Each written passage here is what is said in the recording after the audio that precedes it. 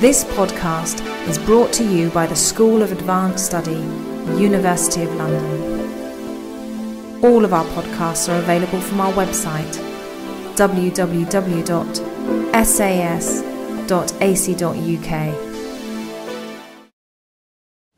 Thank you, David, for your kind words of introduction. Thank you for asking me to speak at this conference.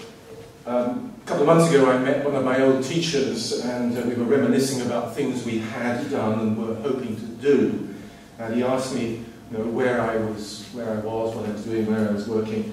So I explained what I was doing, and then I asked him tentatively, well, what are you doing? And then he said, well, I'm working on this particular project. And I listened attentively, and then I said foolishly, but you were working on that surely 30 years ago when you saw me. To which he replied, yes. Which is the more depressing? To realise how little you know, or to remember how much you did know and have since forgotten? When I was asked to speak on this topic, I did think to myself, well, it'll probably help me, even if it doesn't help them, if I try to go back to something which I vaguely remember from 30 years ago when I started in Indian religions and started working in this particular area of interreligious relations, particularly with regard to some of the devotional traditions of South Asia, which fascinated me at the time. I'm very grateful to David and Francesca, because what they've done for me in making me go back to this stuff is help me remember what I thought I'd forgotten. I hope this doesn't come across as sort of vague, half-remembered thoughts. What I'm hoping is that something of what I rediscovered for myself will communicate itself to you, because I think actually that is something that this conference is about, how we can help each other to communicate through the half-forgotten, the half-remembered thoughts which are somehow encapsulated in ideas and words and phrases and thoughts, poetry at its best, remembered thoughts, which can be passed on and communicate something of a great, deep enthusiasm. I'm going to begin just to show that you don't have to go to India to be in India. This is my favourite temple in West London, Hindu temple. It belongs to the Valmiki Sabha, and it is a temple in which the Bhagavan, the Lord figure, is Valmiki himself. But I'm not going to talk about the deification of Valmiki. What I want to do is to begin with Valmiki as the author of the Ramayana, the great Hindu epic, at the beginning of which a little story is told about the inspiration behind his life. When the sage Narada comes to his hermitage, Valmiki offers him hospitality and asks him a question. Who is the ideal hero? And the reply comes in a rehearsal of the story of the hero Rama, the foundation of what was to become the epic. Immersed in the mystery of what he's just heard, Valmiki goes down to the river, and there he visualizes the purity of Rama's mind reflected in the placid waters. He muses upon themes of duty and honor, suffering, loss, and goes off to collect wood for the sacrificial fire. And then in a tree he spots a couple of birds singing away and clearly taking delight in each other's company. He stands and watches, and then suddenly one of the birds is shot by a hunter and falls bloodied to the ground. Its mate lets out a shriek of agony and flies off in pain and confusion. And Valmiki finds himself overwhelmed with pity for a suffering creature. His first instinct is to curse the heartless hunter for this wanton act of violence. But to his amazement, what comes out of his mouth is a perfectly metrical composition, the first shloka, the first classical verse form of Sanskrit poetry. And Valmiki himself comments, "That which emanated from me, who was smitten with grief, was measured musical poetry." I want to begin with the observation that religious faith opens up a contemplative space for language. But that to me raises an important question about the relationship between the inner experience and the culture from which it springs, and the new cultural expressions to which it gives rise. Notice just two salient points about that little story. The first is that Valmiki's version of the Ramayana springs from an act of obedience, as one teacher initiates another and passes on a timeless message. In that sense, his contemplative space is formed by what's gone before. Hinduism and Buddhism are essentially commentarial traditions. That is to say, that the language of tradition has got a major role in forming consciousness. Secondly, however, the experience of the poet is personally transformative.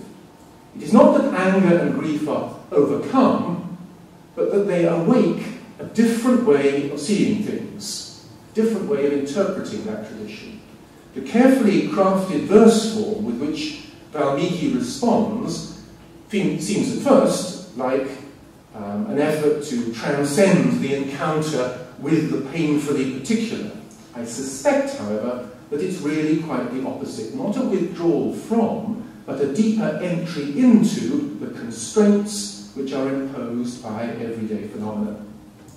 Indian religious traditions are often regarded as mystical, as opposed to the noisy, prophetic religions of the West, taking their rise from the Middle East. That's a line I resist. And not just because there is a vast amount of religious writing in India, from the Vedic hymns to Buddhist and Hindu philosophies and the devotional poetry of the saints and the teachers, the acharyas. More importantly, silence and word are mutually co-inherent, to use a Buddhist phrase. Silence is itself particular, not an absolute quality or value set apart from language, but a way of relating to the world which is itself shaped and reshaped by the myriad forms of human utterance. The question to me is not how language can be silenced. The answer to that is stop talking. But how silence impels speech. How silence impels speech. I think that's the question I'm always asking myself. And that's my question from India, and what I'm going to try and do is give a little help from India. Help to me, hope it's helpful to you. I first need to say something about the Indian fascination with the power of the word. More exactly, that should be the power of the sound, or the sounded word, because it's an oral tradition with which we're concerned. The written language is a secondary record. Then I'm going to focus on one particular poet from one tradition, not the Vaishnavism of the Ramayana, but the Shaivism of South India. And finally, I'm going to contrast, or maybe complement, the ecstatic language of devotional poetry with a tradition which is more than usually impatient with language, oral or written. Just how much Zen Buddhism counts as Indian is a moot point. Let's not worry about the cross-cultural niceties. In presenting, in my final remarks, a remarkable example of modern poetry written within a tradition which is not known for poetic excess, I'm more interested in questions about the creative limits of the imagination rather than anything to do with cultural continuity. So, let me just go to that point that it's only when spoken that language becomes truly alive. Paradoxically, it's in the particular moment of speaking that the universal nature of what in the Vedas is called Vach, word, that universal nature is manifested. A truth enunciated in the Rig Veda, that there are as many words as there are manifestations of the divine Brahman, underlines the sacred revelatory function of language itself. Revelation is Shruti, what is heard. According to Sri Aurobindo, the language of the Veda is rhythm not composed by the intellect, but heard. A divine word that came vibrating out of the infinite to the inner audience of the man who had previously made himself fit for the impersonal knowledge. This is why the Indian philosophers and grammarians insist that language is much more than a medium of communication. It has metaphysical as well as phenomenal dimensions, an eternal quality in which human beings are caught up. Sanskrit, the very word means elegantly or well-made, contains its own mystique and remains, strictly speaking, the preserve of the Brahmins and the twice-born castes. The grammarians who were responsible for formulating the classical pattern of language were less concerned with standardizing an instrument of communication than with elaborating the nature of language in its relation to Brahman. It is not that the rishis, the Indian poet-seers of the Veda, create something new out of their own imagination, but that they relate what has been heard back to the origin of all things. Bri, the Sanskrit root behind Brahman, has connotations of something expanding, something growing. The ways we use language, the ways we open ourselves to the power of the word, the ways we struggle to find the right words to give shape to our experience while yet keeping their original integrity of purpose, all this struggle generates its own wisdom. To be learned in the Vedas is not a matter of knowing the contents or understanding the ideas, but being able to speak the texts correctly, with proper attention to accent and meter, so that one becomes habituated to their inner world.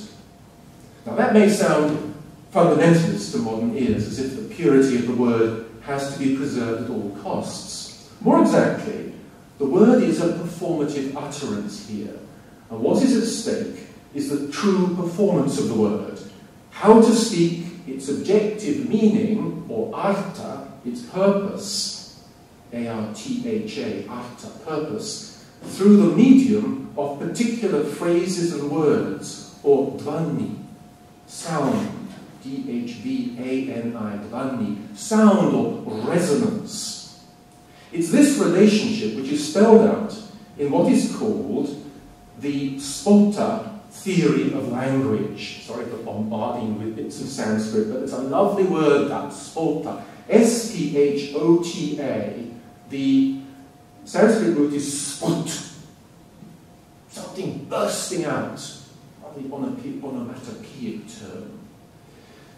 The word means bursting forth, and it refers to the unit of meaning, is the way I would put it, which is first heard and voiced in the consciousness of the poet, and is then spoken and becomes embedded in the consciousness of the listener. In many ways, it's a theory of revelation which is being taught here, but perhaps best understood as a dynamic process of learning.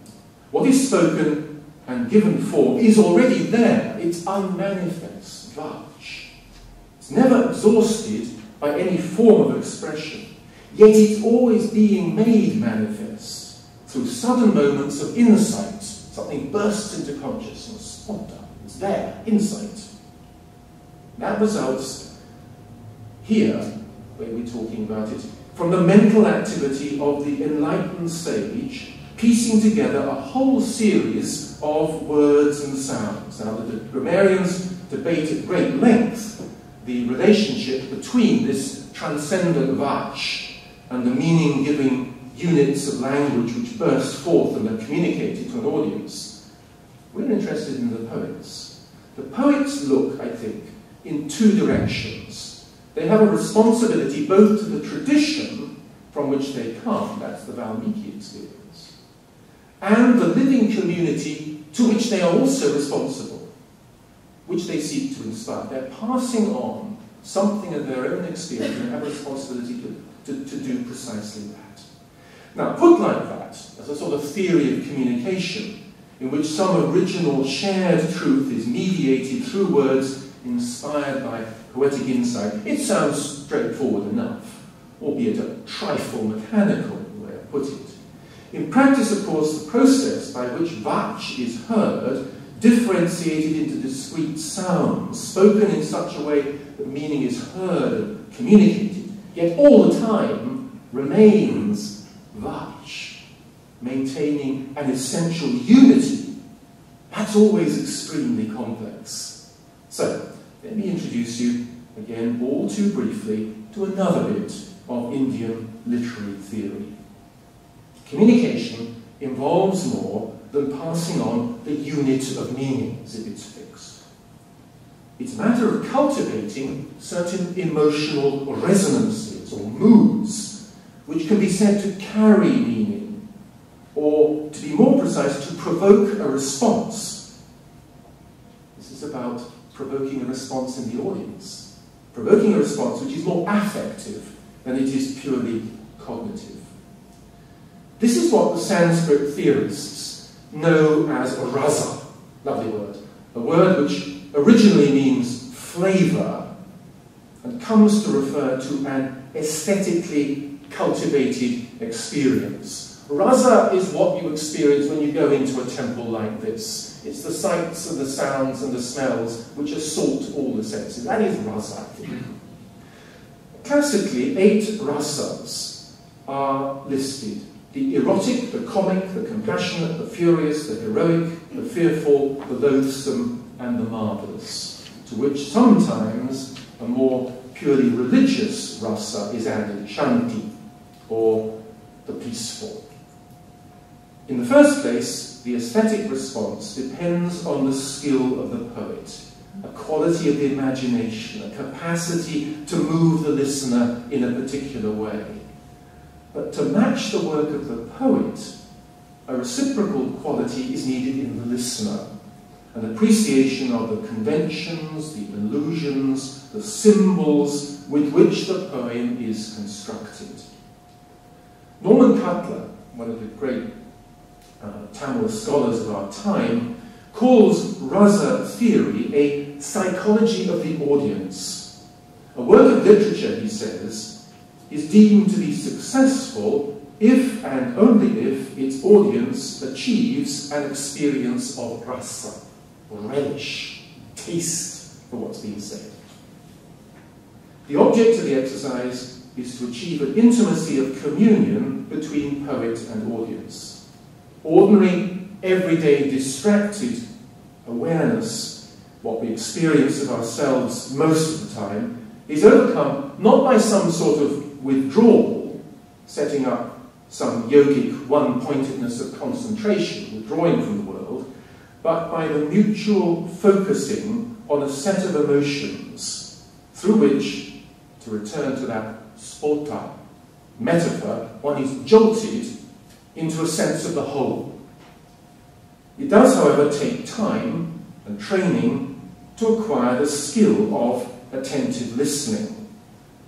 So the term I tend to use for this, cultivated spontaneity, does sound like a contradiction, of course, but it may go, I hope, some way towards identifying an experience of grace and freedom which is yet dependent on building up a quality of contemplative attention to well-worked artifice.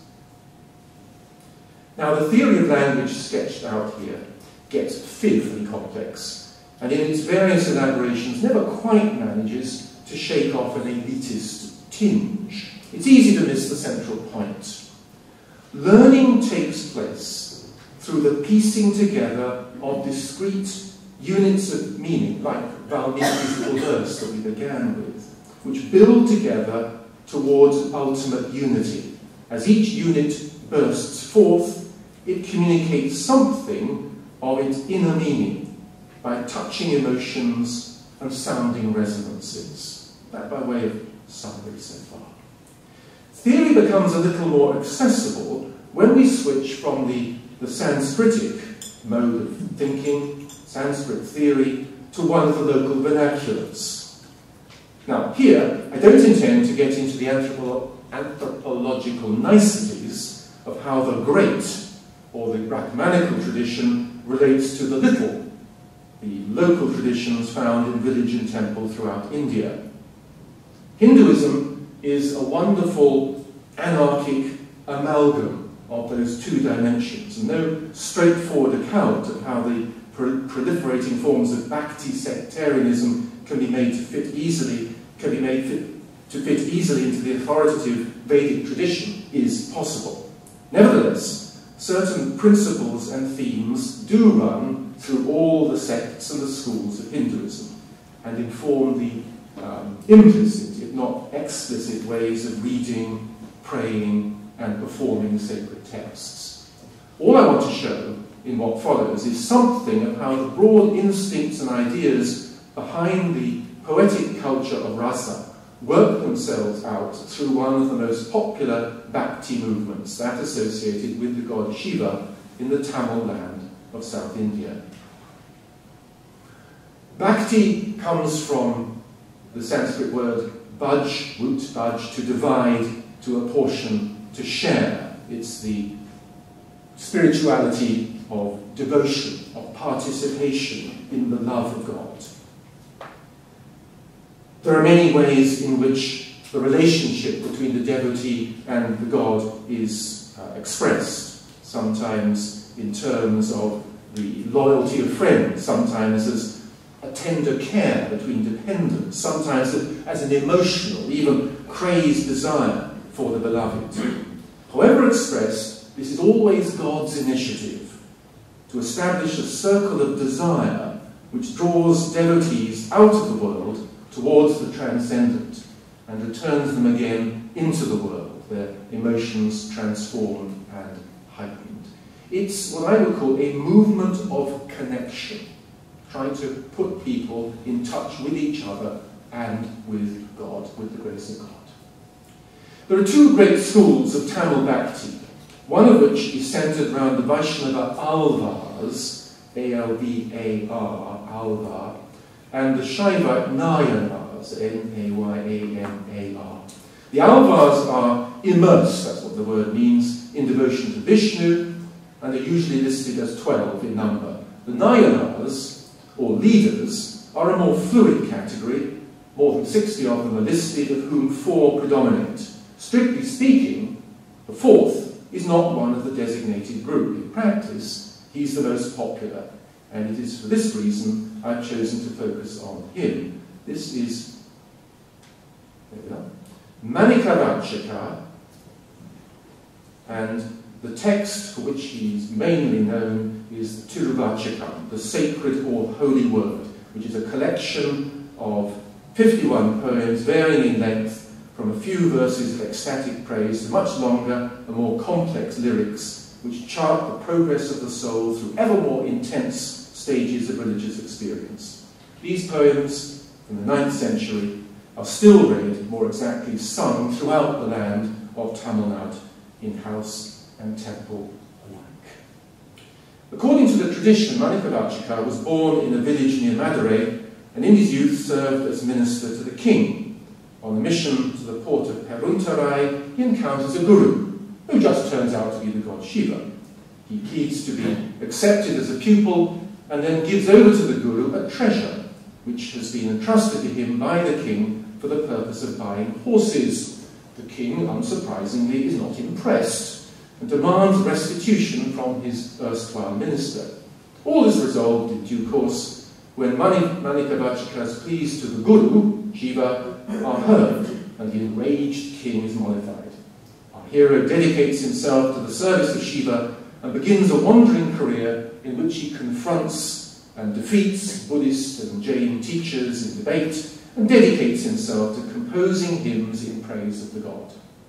Towards the end of his life, there's a nice bit of mythologizing which speaks of how Shiva himself comes again in disguise to the poet and manages to write down the entirety of Manikavachaka's hymns and poems. Shiva then retrieves his divine form and himself sings a whole set of hymns to the delight of the assembled gods. Now, this background story is not all pious legend and hagiography. It's easy to ignore the personal, even autobiographical dimension of Manikavachaka's poems. Rather like the story which is told in the Bhagavad Gita, where Krishna teaches Arjuna the importance of fulfilling his duty by taking Krishna as an example of detached action, so in the story of Manikavachika, the desire for an ecstatic union with Shiva is tempered by certain social responsibilities. The god insists that Manikavachika work to teach the truth of Shaivism. So there's a personal and a public side to his poetry. On the one hand, he seeks to be transformed by the overwhelming power of the god. On the other, he is committed to a Shaivite vision of the perfect society of devotees. Now, given that he was a Brahmin, educated with a good knowledge of Sanskrit, it's perhaps surprising that in the Tiruvachikam, he always seems to prefer to stick with Tamil vocabulary, even when Sanskrit terminology is available. It's almost as if he seeks deliberately to stay within his own local tradition. And perhaps that's the point, that he can only express what he wants to say through the form of writing which is unique to Tamil poetic tradition. He works in a very specific cultural milieu. Thanks in some measure to the patronage of the early kings, beginning of the Christian era in Tamil Nadu, an autonomous tradition of lyrical poetry grew up in the Tamil country. The single most distinctive feature is a set of aesthetic conventions which enable the writer to convey a variety of human emotions and desires, not dissimilar to the Sanskritic rasa theory. There's a basic distinction which rules the poetic form, and that's between the category of the inside, akkam, and outside, or puram, A-K-A-M, outside puram, P-U-R-A-M. The former types of poetry, primarily love poems, in which the female role is usually centre stage. The latter are about life and action in the wider world, celebrating the stories of kings, the warriors, tragedy of life in general, is what's touched on there. And what develops is an elaborate system of symbolism in which aspects of the natural environment are correlated with human experiences and feelings. Akkam poetry, this is the important point, divides the landscape into 5 regions and associates each with a stage of love. So poems set in the mountains treat of the first attraction of the lovers to each other. Pasture land is associated with patient waiting. Agricultural land symbolizes unfaithfulness. The seashore is the setting for doubt and loss. The desert speaks of a much more painful experience of lengthy separation from the beloved. When combined with allusions to other features of the natural world, flora and fauna, seasons, times of day, guardian spirits and gods, the poet is able to produce subtle variations on particular themes. Like the rasa theory, the combination of certain features sets off a chain of semantic associations and conjures up a rich world which is formed by mutually implicating allusions. As an illustration, let me quote a couple of poems from an Akkam anthology which dates from the 3rd century of the Christian era. Then I'll give you one from Manikavachika's set of love poems which are set in the Akkam mold, which are to be interpreted as an allegory of the relationship between Shiva and the world. 2 little poems.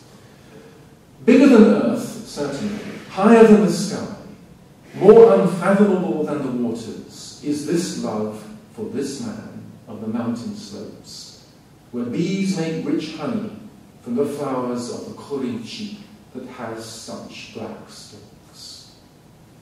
Another beautiful poem.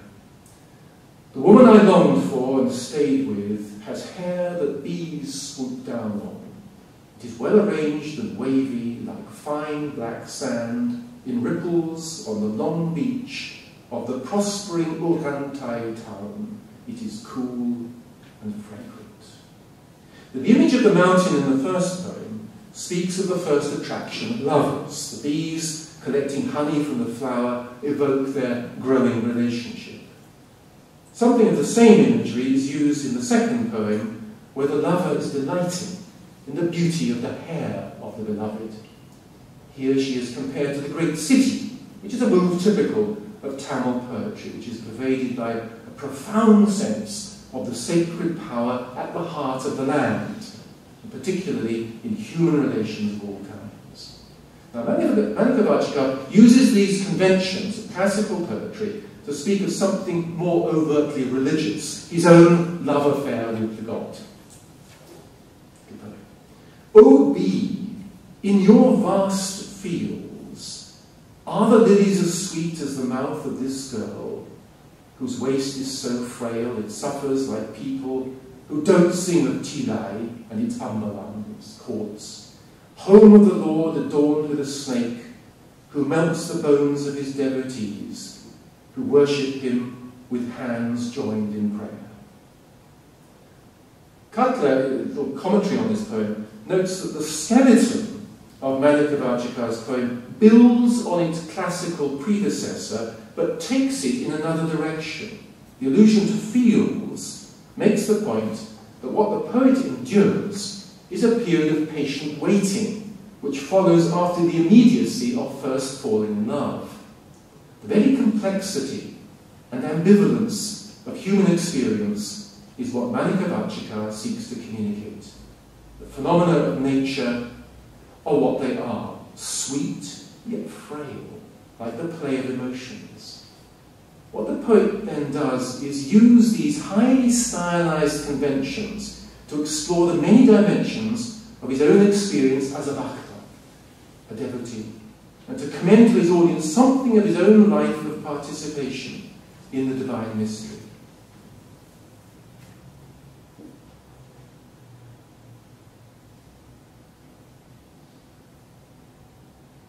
What we need to focus on, I think, at this point, is what difference this intoxication with God Shiva makes. Because that's what turns Manikavachika's world upside down.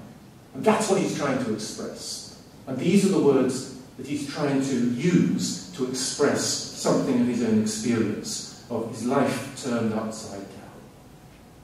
In the more explicitly religious poetry of the Tiruvachikam, Manikavachika maps out the interior landscape of the heart, and then in the more heroically ecstatic mode, the Puram-type poetry, expresses utter dependence on Shiva.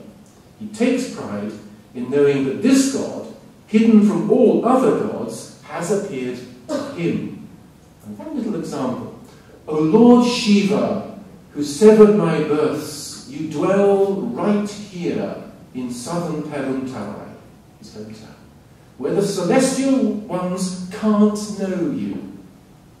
Our Lord, on that day when you looked at me, you enslaved me, in grace entered me, and out of love melted my mind.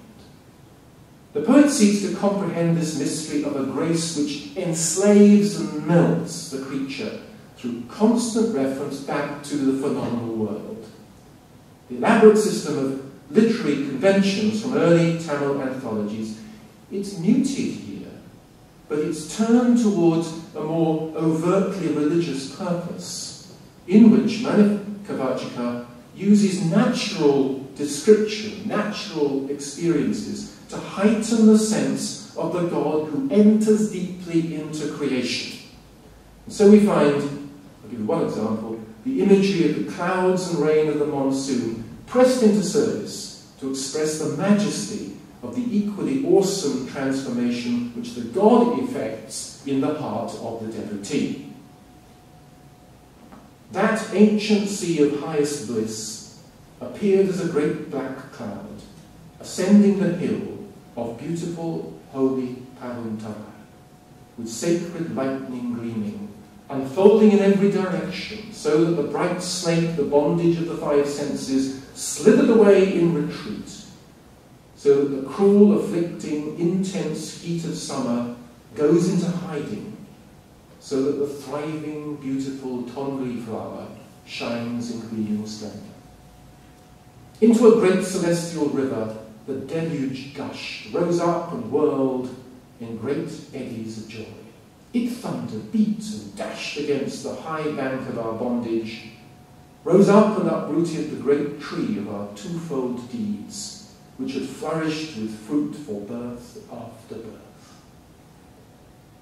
Guiding this water of beautiful grace to a juncture in the high hills a dam was built, forming a tank full of fragrant flowers, dripping honey, on whose banks the bees mingle with a great cloud of achil smoke, rejoicing. Watching the water rise higher and higher in the tank, the devoted ploughman sowed seeds of love in the paddy field of worship. Hail the cloud who is hard to reach on the earth, who gave his ploughman full satisfaction. Now, everything I've described so far comes out of the spirituality of devotion, bhakti marg as it's called. And Manikavachika I've used as an example of a poet who puts a very personal stamp on the Tamil bhakti tradition by pouring out his emotions as he contemplates his sense of being rescued by the god. Like a lover experiencing the emotions that are inseparable from an intimacy which is yet distant, he struggles to respond to the call of the beloved. His religious world has been disarranged, turned upside down, and so he makes use of the only words he has, the words of his Tamil culture, in order to put back together again the dharmic world of Brahman, where all is ordered. What he writes is not pure measured soliloquy, a personal musing within which he can guard and nurture that contemplative space. It has a purpose and it has an audience. Even the most intimate moments are there to inspire an audience. The poet is speaking to the god about his own innermost reactions. But in sharing his feelings, he's also addressing his fellow devotees. They too are part of the single skein of relations in which God and poet and the wider audience, both initiated and uninitiated, are all caught up. Such an ecstatic style of poetry may seem light years removed from the careful analysis of Spolta theory, but in one regard at least, they inhabit the same cultural space. The sound which bursts forth through the agency of the poet has its own form. It is intended to form the same meaning or purpose within the consciousness of the devotee. Bhakti, the movement of connection, Bhakti devotional poetry, builds a certain rhetoric of participation. To go back to that instructive tale about Valmiki's inspiration, what is heard from the tradition within the inner contemplative space comes to expression through the very particularity of ordinary everyday experience in all its pain and poignancy. It is through paying attention to the irreducible particularities of everyday reality that we can be jolted out of our limited perception of it. It is, of course, true that much Bhakti poetry focuses on the more exalted aspects of the divine-human relationship. The aim is to elevate the audience above mundane trivia. The relationship with Shiva goes the other way. Manikavachika focuses on the less refined side of human nature, retrieving, I think, a sort of pre-socialized, almost infantile spontaneity. By plumbing the depths of the crazed infatuation of lovers, he seeks to expose the most arresting paradox that only in the most particular and prosaic can we experience real universality. Now, there's something very Buddhist here. Mindful attention to the present moment in all its messy ambivalence. What the poet does is freeze such moments in time, as it were, giving them shape and resonance, which attend as much to the ugliness and ignorance of life as to beauty and magnificence. Go back again to my opening story.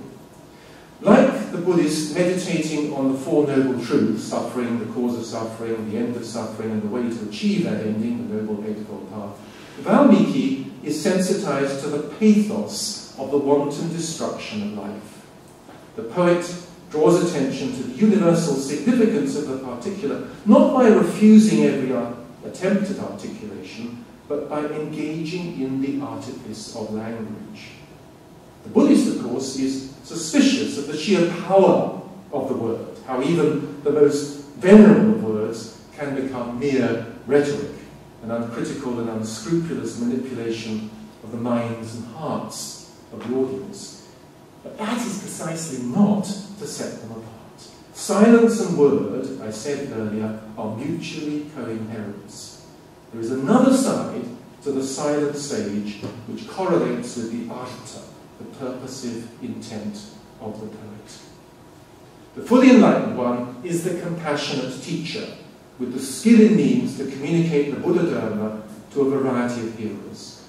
The key meditative quality of mindfulness entails more than a careful guarding of one's inner contemplative space. At its best, it gathers the strangeness of encounters and meetings with the other into an inner equanimity and manages to communicate that truth for the benefit of other suffering sentient beings, to use Buddhist terminology.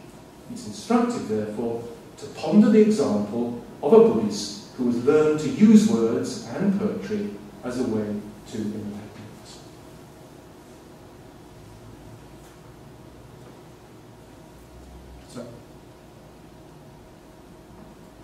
Finally, when I was preparing this paper, deeply immersed in Tamil devotion, I found myself, almost by chance, reading a book by Zoketsu Norman Fisher,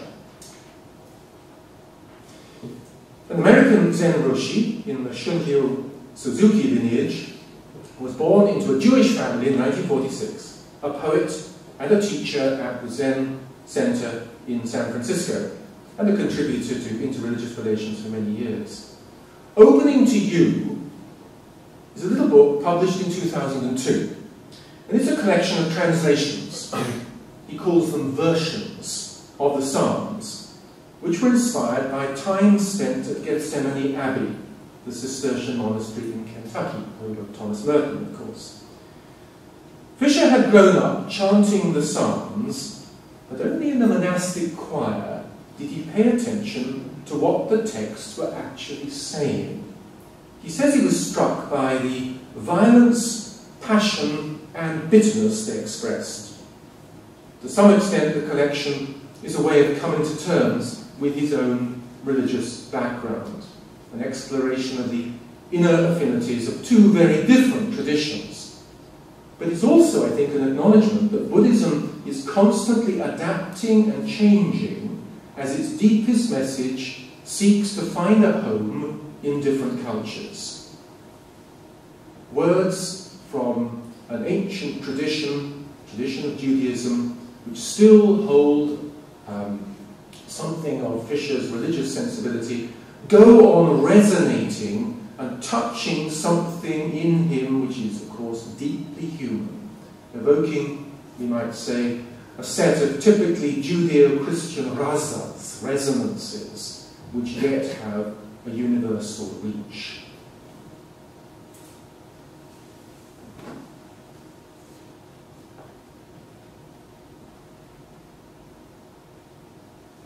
This is so familiar, but it's different. Psalm 133. How good, how pleasant, when we abide intimate together. Like warm oil on the head, trickling down the cheek, Aaron's cheek, and trickling down the neck, onto the collar like the dew of Mount Hermon, the dew that runs down the mountains of Zion, where you called forth the blessing for life, life always. Words which, for him, evoke memories and provoke the imagination in a different way. Human beings, he says, are often touched by emotions of loss and longing and loneliness, for which mindfulness meditation and the carefully constructed contemplative asceticism of the middle way are no remedy. Quotation, we find there is still sometimes a need to call out, to sing, to shout, to be heard, to be answered. These passions deeply persist, even though our hearts are settled. All this is the territory of the Psalms. His point is not that traditional Buddhism is too otherworldly for Westerners, therefore needs a bit of earthy Jewishness to supplement it, but that there are ideas and categories in other cultures and religions which can positively enrich Buddhist practice. Even such an un-Zen practice as prayer and an un-Zen concept like God may have something to teach the Zen practitioner. What is most striking about these versions of the Psalms is the focus they put on relationality. The word towards the end of that last psalm, you. Rather than use the traditional titles like Lord and King, Fisher reverts in talking about God to the one English word that best evokes the feeling of relationship, the word you. In the introduction to his book, he refers briefly to two Jewish writers. The first, unsurprisingly, is Martin Buber. For Buber, as he reminds us, there is no God, no absolute, no present moment outside the profound relationship that takes place between the I and the you, between the self and the other. The other writer, right at the end of his introduction, we've heard before, Paul Celan. I won't quote what Fisher himself says about Celan. He refers, of course, to the agony of a German-speaking poet who is also a Holocaust survivor. Enough instead just to quote again those extraordinary words which Mark gave us yesterday morning, which really struck me. Poems are making toward something, standing open, occupiable, perhaps toward an addressable thou.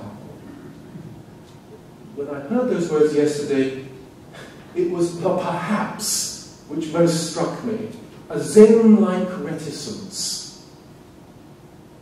The addressable thou does not have to be the overwhelming crazed lover who so much takes over Malika Vachka, nor does our poetry have to be expressed in outbursts of pain and joy which perfectly catch a moment, as in Valmiki's experience. When Fisher voices the you, he seems to be talking about a much more spare conversation which goes on within him.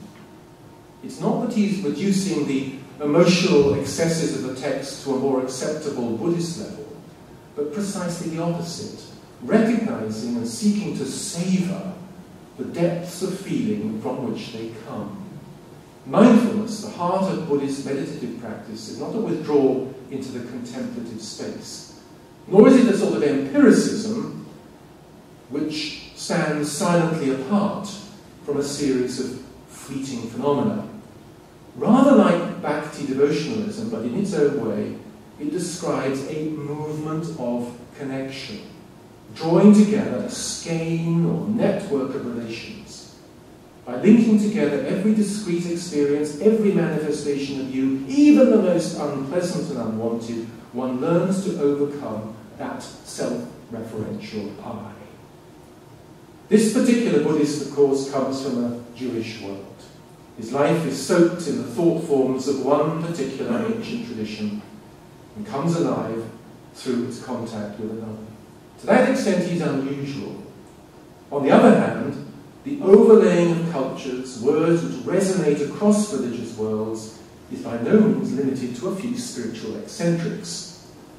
There is no such thing as a pure, unsullied, contemplative space. It's always formed by prior words and ideas, and it goes on being disturbed by other words and other ideas. In this sense, silence is not a possibility. Human beings are born into the middle of words.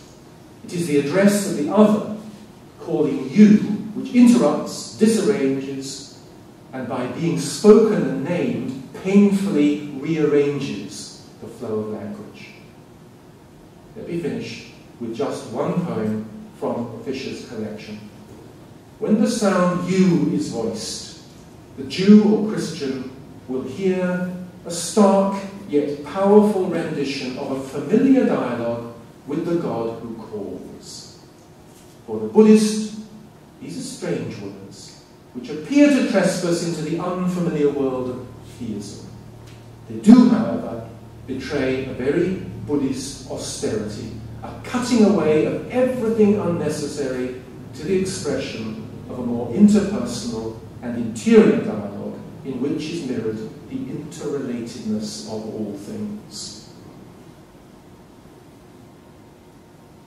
Out of the depths, I call to you.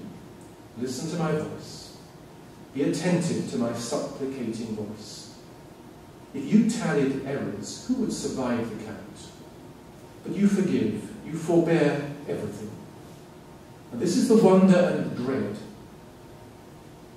You are my heart's hope, my daily hope.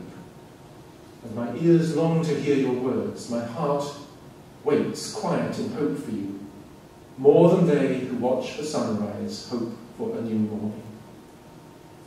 Let those who question and struggle wait quiet like this for you. For with you there is durable kindness and wholeness in abundance, and you will loose all our bindings, surely.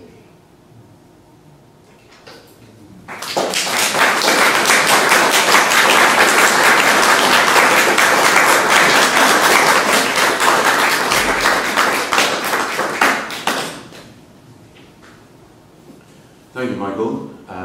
That was challenging and stimulating and beautiful as well.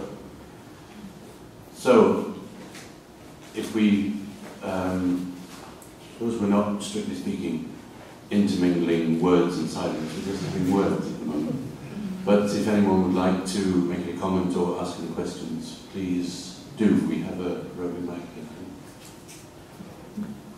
Can I just put that cap on that light? It's shining straight in my face. Can you switch it off for me? Yeah.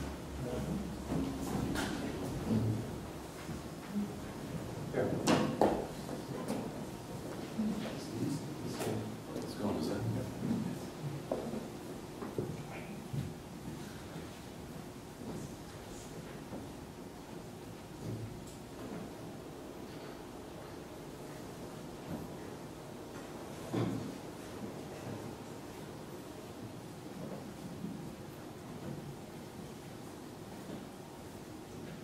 Does anyone want to ask a question or make an observation?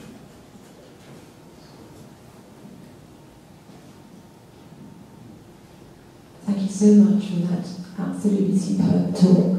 I just wanted to ask, in the high Brahminic tradition, as I understand it, I know very little about it, but they have the tradition of encountering God by repeating the holy name of God, don't they? Krishna, Krishna, all the rest of it.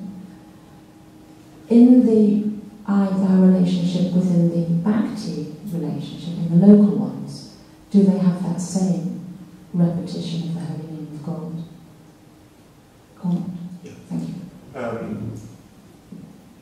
Yes, that's a big question. I suspect it's quite a complex question, but the idea of what is called the nam japa, or the recitation of the name, you do have that tradition of simply calling upon the name of God or the titles of God. And I think that runs through most Bhakti traditions, some version of that. Yes. It's the name, it's the title. But to what extent that is typical, or in what way it is unique to different Hindu traditions, and how that differs from what you might find in liturgical traditions elsewhere, because it really is a liturgy. Okay, I wouldn't want to hazard a guess at that point. Let's not try and make too many distinctions. What I'm always struck by, and it's so important to me, is that when you're engaging in contact with another religious tradition, you avoid instinctively, I hope, at least I try to do, saying, oh, well, that's the same as, or that's distinct from. It's resonance. That's why that word rasa is so important, I think. Because what does happen when you listen to another religious tradition, something resonates. Yes. And that's what you need to be sensitive to. That's something. Thank you. But thank you for that. Bremond. Thanks, Michael, for that really inspiring talk. This is more of a speculative question. I was wondering what, coming from a Jewish theistic background, what Norman Fischer might make of the synthesis or syncretism between Zen or Chan Buddhism and Pure Land Buddhism. For many centuries now, Chinese Buddhism has been represented by the stark, austere, sometimes eccentric branch of Zen schools of Zen Buddhism, and the intensely devotional and fundamentally eschatological school of Pure Land. Now, to my knowledge, this dual representation of Chinese Buddhism has filtered through to some degree to Japan. And there are those like Shinran and many other Japanese masters who would have been in dialogue and contact with Zen, with Japanese Zen, as well as being rooted in a very devotional tradition of reciting the Buddha's name, Amitabha, Amitofo. Since you noted in his last poem that you recited, he sort of draws a line between, okay, here is a more Christian, a Judeo-Christian interpretation of you, and in the intimacy of you, and a more, for lack of a less stereotypical word, a more mindful attention to you in the Buddhist, in its Buddhist counterpart.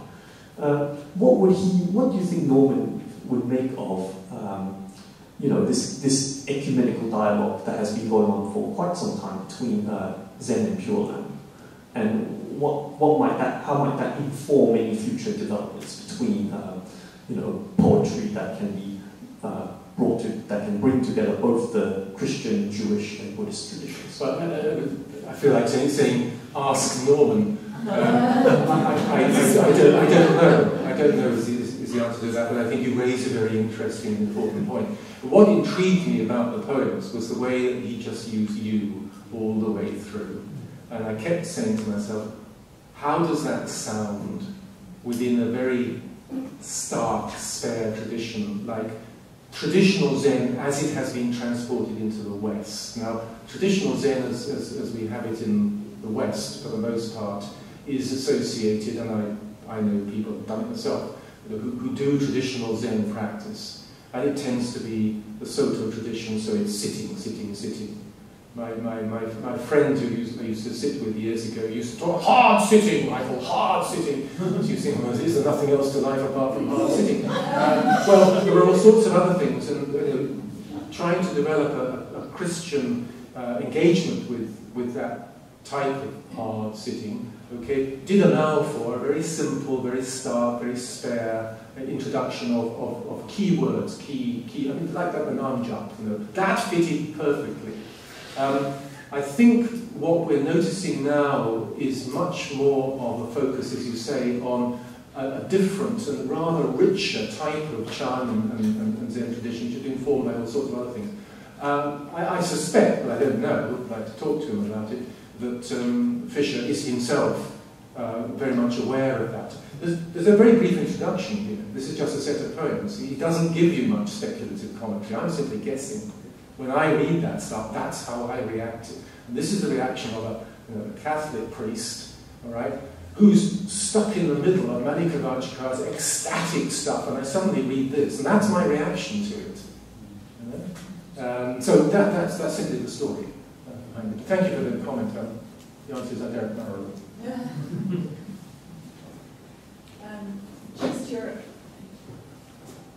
Just your last comment there. I loved that juxtaposition between being a Catholic priest and stuck in the middle of this ecstatic stuff. So I wanted to know, what's that done to you? Tell all.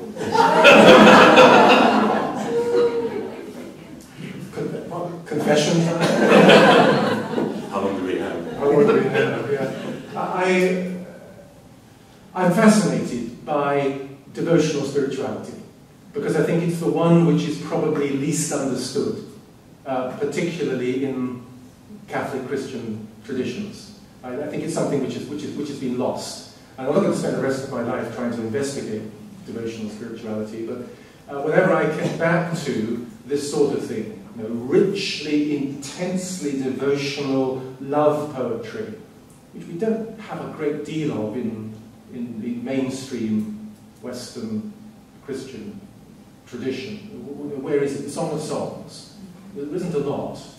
Okay, this stuff is just overflowing, and you read it and you say, "Oh my goodness me!"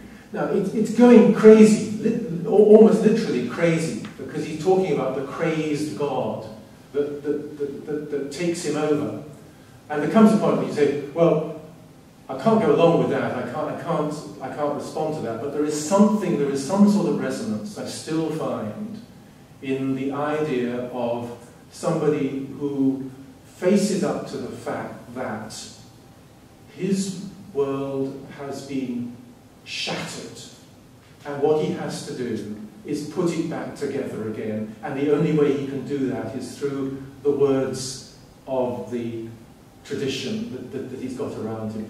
There was something that Mark talked about yesterday, your Chicago-based poet, whose name I've now forgotten. Chris Wyman. Chris. There was a phrase there that you used. I said, my goodness me, that is so close to what I think Manika Vachikar is getting at. His world is destroyed, and he's put back together again. There's a juxtaposition in that tradition between the enslavement to karma, to sin, okay, and the enslavement to Shiva. It's not that Shiva has freed him from sin, which is the nice way of doing it. Oh, I'm free, okay. Okay, I now know I am free. No, it's another enslavement. It goes all the way towards that. His world has been taken apart, and now it's put together, but only by the God who is always threatening to destroy him further.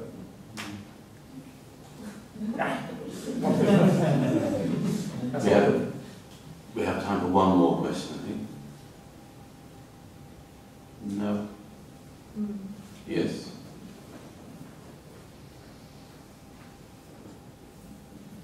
Some of the comments you were making reminded me of that when I first read sort of bhakti poems, realising that superficially how similar they are to evangelical charismatic choruses, with that sort of love and devotion, but your talk made me realise it was much more complex than that. I'm just thinking whether or not that's one of the things that seems to work quite well about the charismatic movement, but actually causes a big question mark. It seems to sort of be stuck on the devotion only and not particularly reacting to a deeper tradition. Mm-hmm. Now, whether that's something that is worth pursuing, but it's something that it certainly touches in that sort of way, that devotion to Jesus, which is strong and emotional.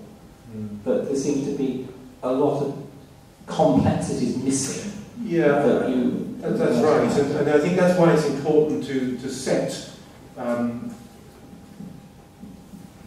this particular poet within his own tradition, and that tradition within Indian poetic theory generally, about which I really don't know enough to be able to situate it. I've given you some pointers, but I do think they all link together in an important way. And it is pointing towards an incredibly rich tradition which knows how to evoke feelings with the use of, not just the words, because these are sung words, and they're liturgically sung words, and that means they're sung in a particular place. Manika Vachikar is situated not just in Tamil Nadu, but within certain temples. David and I have going to India 30 years ago with David for the very first time. We saw these temples. I can remember going to Meenakshi the first time and seeing this enormous temple. And the breath is taken away by the sheer scale of the thing, and the colour and everything. That is rasa. And I do think, I'm beginning to repeat myself, that it's important to appreciate the richness and the complexity with which that idea is worked out in all sorts of different ways.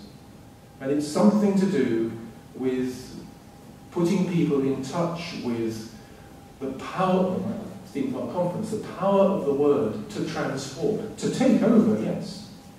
So there has to be that sort of element of discerning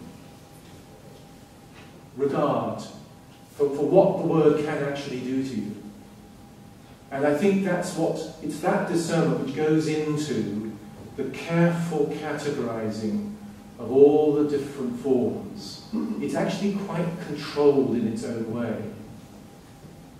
Perhaps not the right way to put it.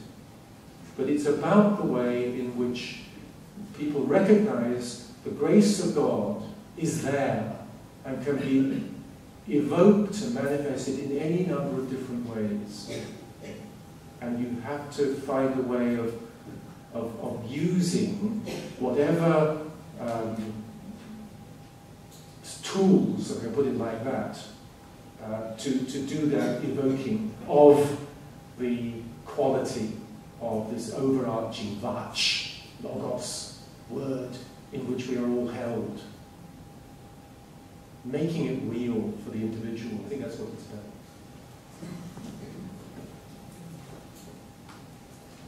Thank you. So once again, thank you to Michael for opening up what to me is a strange and intriguing world, and doing it so eloquently and beautifully.